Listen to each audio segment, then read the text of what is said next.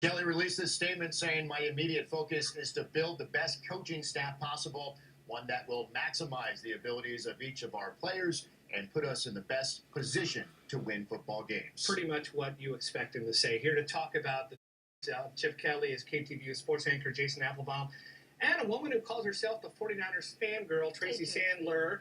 We're going to start with the nuts and bolts first. Do you think this was objectively a good hire? Oh, gosh, I don't know, but I will say that he's making more than Harbaugh. $6 million per. Right. Harbaugh was $5 million per, so they got rid of Harbaugh for a guy, Chip Kelly, who nobody else interviewed. I mean, nobody else interviewed this guy, so I'm surprised at the salary. I'll say that right off the top. As far as whether he's a good coach or not, I think he's a great coach. The knock against him is that he doesn't get along with people, and days is welcome a little bit. So I look at this hire as someone who may last, 3 years, 4 years, kind of like Harbaugh. It seems like they're going back to the Pac-12. They're getting a college coach that is coaching in the NFL. He's obviously a great offensive mind. We'll just have to see how it pans out. I like that they swung for the fences. I do like that. Tracy, what do you think when you heard the news about this from the fan perspective?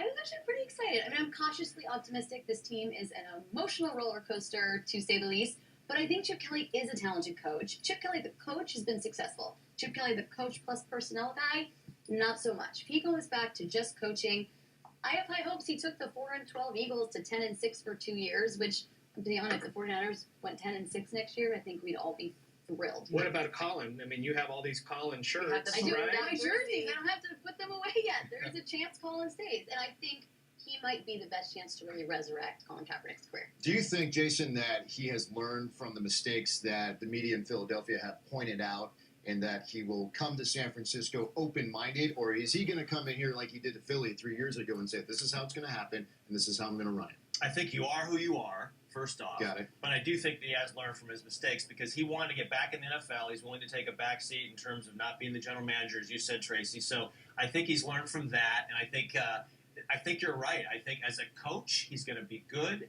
and they're not asking him to be a GM. I think in terms of his prickly personality, I think he'll probably tone it down a little bit. The one thing I worry about with this quick strike offense, and everybody's, and Tracy, you could talk to this because you're a 49er fan, is that means the defense is going to be on the field an awful lot. Now, you think he's going to tweak his offense a little bit so that maybe the defense has more time to rest? I think he's going to have to, because you can't have your defense going out there every minute, every 30 seconds, and obviously exaggerating, but it's just defense wins championships. You need a strong defense. Yes, you need to score points, but you need a strong defense, so he's going to have to tweak that. I want to talk about the coaching search for a second. Did the 49ers miss out on Hugh Jackson, or did they not want Hugh Jackson? So what happened there? Do you know anything about what happened? Well, Mike Silver, who is with NFL Network, and he lives in the area, and he's a good friend. In fact, you know him. He's tweeted a lot about this, and he's apparently talking to Hugh all the time. He says the 49ers never made him an offer. So they interviewed for 5 hours.